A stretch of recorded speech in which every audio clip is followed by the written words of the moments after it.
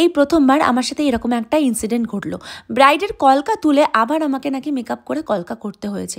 চলো গল্পটা তাহলে প্রথম থেকেই তোমাদেরকে বলি। আমি মেকআপ আর্টিস্ট সোমালি, আর চলো আজকের গল্পটা হচ্ছে 27শে নভেম্বরের ব্রাইডের। 27শে নভেম্বরের ব্রাইড মৌলি, আর ওর ফুল প্যাকেজের বুকিংই ছিল আমার কাছে রিসেপশন ছাড়া। আজকে আমার ব্রাইড আমার বাড়িতে, ফার্স্ট টাইম আমার বাড়িতে একটা ব্রাইড আমার সাজতে এসেছে। তো ওভারঅল ওকে সেই আশীর্বাদ থেকে ওর এনগেজমেন্ট, আইবুড়ো ভাত, মেহেন্দি, গায়ে হলুদ সব সাজিয়ে আসছি আমি। তো আজকেও বিয়ের টাইমটা যেহেতু একদম আমার পাড়াই লজ, একদম বাড়ির পাশেই, তো সেই কারণে ওকে আমার বাড়িতেই ডেকে নিয়েছি রিল্যাক্স ভাবে, যাতে ওর লুকসটা রেডি করতে পারি আমি। আর বল, লজে বেডরুমের থেকে ওর বেডরুমটা আমার পছন্দ, আমি ওই জন্য বাড়িতে সাজতে এসেছি। আর ও আমাকে এত ভালো সাজিয়েছে, আমি খুব স্যাটিসফাইড। যদিও খুব টায়ার্ড, বাট হ্যাঁ প্রত্যেকটা লুক ও আমার খুব ভালো করেছে। বাট এই লুকটা তো খুব স্পেশাল প্রত্যেকটা মেয়ের লাইফে, এটা অনেক অনেক এক্সপেকটেশন আছে। কি চাই আমি, মনের মতো একটা লুক চাই। আর লুক কিরকম হবে সেটা আমি বলেছি তোকে। এবার তুই ফ্ল্যাট হেয়ার, রেড লিপস, আর একটা গর্জিয়াস আই মেকআপ, তার সাথে গর্জিয়াস একটা বেস। ওভারঅল খুব সুন্দর একটা লুকস চাইছে, যেটা একদম মডার্ন ব্রাইড লুক। চলো লেটস সি। তো ওভারঅল শুনে তোমরা বুঝেই গেলে যে আজকের ব্রাইড মৌলি কীরকম লুক চাইছে। একদম মডার্ন ব্রাইডের মতনই একটা লুক চাইছে। ও লুকটা নিয়ে ডিসকাশন করেছে অনেক দিন ধরে আমার সাথে, যেদিন থেকে বুকিং করেছে সেদিন থেকেই আমার সাথে সমস্ত ডিসকাশন করেছে যে আমি এটা এই করবো, ওটা ওই করবো, আমাকে এটা এইভাবে করে দিবি, সমস্তটাই ও ডিসকাশন করেছে। ওর প্রত্যেকটা জিনিসও আমাকে ও কেনার সময় দেখিয়েছে, আমিও সাজেশান দিয়েছি। আর যেহেতু ওর ফুল প্যাকেজই আমার কাছে বুকিং ছিল, তো সমস্ত ডিটেলসই আমার ওকে সাজেশান দেওয়া উচিত, আর যেটা আমি সব ব্রাইডের ক্ষেত্রেই দিয়ে থাকি। আর ও আমার কাছে গজরা সাথে গায়ে হলুদের জুয়েলারি সবই কিন্তু আমার কাছ থেকে ও নিয়েছে। আর সব থেকে এই ব্রাইডের ক্ষেত্রে একটা ইউনিক ব্যাপার হলো, প্রথমবার আমার বাড়িতে কোনো ব্রাইড সাজতে এসছে। বেসিক্যালি আমি এই প্রফেশনে যেদিন থেকে আছি সেদিন থেকেই সমস্ত ব্রাইডদের লোকেশনে গিয়ে আমি সাজাই। যদিও তার একটাই কারণ, সবার লোকেশন আমার বাড়ির কাছাকাছি থাকে না।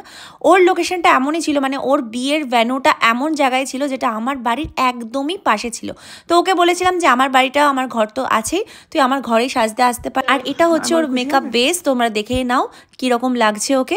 আর তার জন্য বলে দিই আগে একটা কথা, যে ও বাড়িতে এসছে বলে যে আমার ওর জন্য স্পেশাল ডিসকাউন্ট আছে বা এরকম কিচ্ছু না। হুডা বিউটির বুকিং ছিল। অ্যান্ড বেসটা রেডি করে দেওয়ার পর পায়েল অ্যাজ ইউজুয়াল ওর শাড়িটা পরিয়ে দিচ্ছিল, তারপরে আমি পরিয়ে দিয়েছিলাম ওর গয়নাগুলো। ওর স্কিনটা ছিল ভীষণই ভালো, আর মেয়েটাও ভীষণ ভালো। সত্যি বলতে ও আমার স্কুল লাইফের একটা ফ্রেন্ড, তো তার জন্য সম্পর্কটা একটু অন্যরকমই ভালো ছিল আমাদের মধ্যে। এই ব্রাইডের প্রতি আমার একটাই অভিযোগ ছিল যে ও আমাকে একদমই ভিডিও ফটো বেশি কিছু একটা নিতে দেয়নি। বিকজ ওর দোষ বলবো না, ওর রেসপন্সিবিলিটি ছিল, ওর ঘাড়ে অনেক রকম দায়িত্ব ছিল, যেখানে ওর বিয়েটাকে অনেক ওর নিজেকে দায়িত্ব নিয়ে সব কিছু অ্যারেঞ্জ করতে হচ্ছে, সেখানে ওর সমস্ত ম্যানেজমেন্ট করার জন্য ওকে খুব দরকার।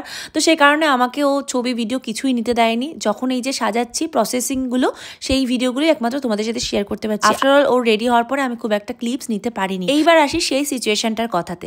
দেখো, আমার প্রথমে কলকা করা হয়ে গেছিল, তোর মিডিল কলকাটা একটু ওর অপছন্দ ছিল। মিডিলের কলকাটা করতে গিয়ে একটু সমস্যাও হয়েছিল। সেই কলকাটার জন্য ও বলেছিল মিডিলের কলকাটা তুলে তুই আমাকে একটু অন্যরকম কিছু একটা করে দে।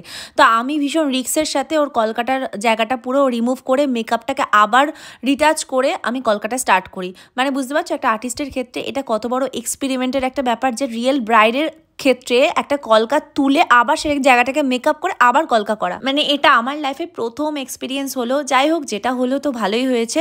পরবর্তী কলকাটা যেটা করেছি সেটা ওর মনের মতন হয়েছিল। আর বেসটা তোমরা দেখে বুঝতেই পারছো, ওর বেসটা এতটা সুন্দর লাগছিল ওকে দেখতে, ও নিজেও ভীষণ স্যাটিসফাইড ছিল এই লুকটা নিয়ে। এই বেস মেকআপ বা এই লুকটা নিয়ে আমি তোমাদেরকে কিছু বলবো না, তোমরাই ওভারঅল দেখে জানিও, কমেন্ট করে জানিও যে এই লুকটা তোমাদের কেমন লাগছে। হ্যাঁ, তোমরাও যদি ব্রাইডাল ডের জন্য আমাকে বুকিং করতে চাও, তাহলে স্ক্রিনে দেওয়া নাম্বার 8016657467 অবশ্যই কন্ট্যাক্ট করে নিও নিজের স্পেশাল ডেতে বুক করার জন্য। এতটা রিস্ক নিয়ে কাজটাকে আমি কমপ্লিট করেছি, কি বলবো, সেই মুভমেন্টে আমিই জানি যে আমার সাথে কি হচ্ছিল।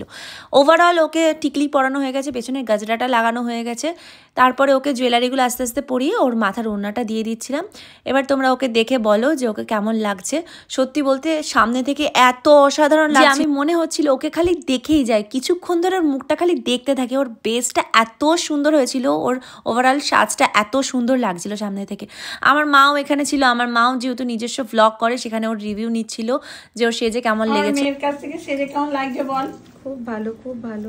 একদিকে তো ওকে আমি ব্রাইডাল লুকে কমপ্লিট করে দিয়েছি, ওদিকে পেছনে আমার অ্যাসিস্ট্যান্ট ওর মায়ের লুকটা কমপ্লিট করছিল। তো ফাইনালি সেই যুদ্ধ পেরিয়ে আমি ফাইনালি ওর লুকটা ফুল রেডি করে দিতে পেরেছি। আগেই বললাম আমি খুব বেশি ভিডিও ফটো নিতে পারিনি, কারণ ওর খুব তাড়া ছিল, অনেক গেস্টরা চলে এসেছিল, মোটামুটি 2.5 ঘন্টার মধ্যে কাজটা কমপ্লিট করতে হয়েছে আমাকে। তারপরে ও লজে চলে গেছিলো, মানে ওর ভেনুতে চলে গেছিলো, আর যেহেতু আমার বাড়ির পাশেই ভেনু, তো আমি ওকে বলেছিলাম তুই যা লজে, আমি তোর লজে গিয়ে কিছু ক্লিপস আর ফটো নিয়ে আসছি। সেখানে গিয়েও আমি কিন্তু কিচ্ছু নিতে পারিনি, সেখানে ফটোগ্রাফাররা রীতিমতো বাজে বাজে কথা বলছিল যে মেকআপ আর্টিস্টদের এত সময় লাগে, হ্যান ত্যান অনেক কিছু বলেছে। সেখানে গিয়ে আমার তাদের কাছে এক্সপ্লেন করার মতো কিছু ছিল না। যাই হোক, এখানে ওকে রেস্ট দিয়ে আমি বেরিয়ে গেছিলাম, জাস্ট এইটুকু ভিডিও নিতে পেরেছি।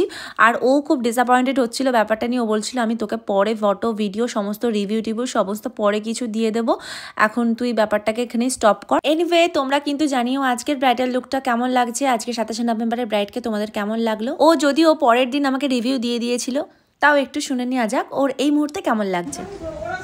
কেমন লাগলো? খুব ভালো লেগেছে, খুব টায়ার্ড, খুব, আর বলতে পারছি বাকি রিভিউ সব পরে দিয়ে দেবো, বাকি রিভিউ খুব পরে টায়ার্ড। দিয়ে দিচ্ছি, ঠিক আছে।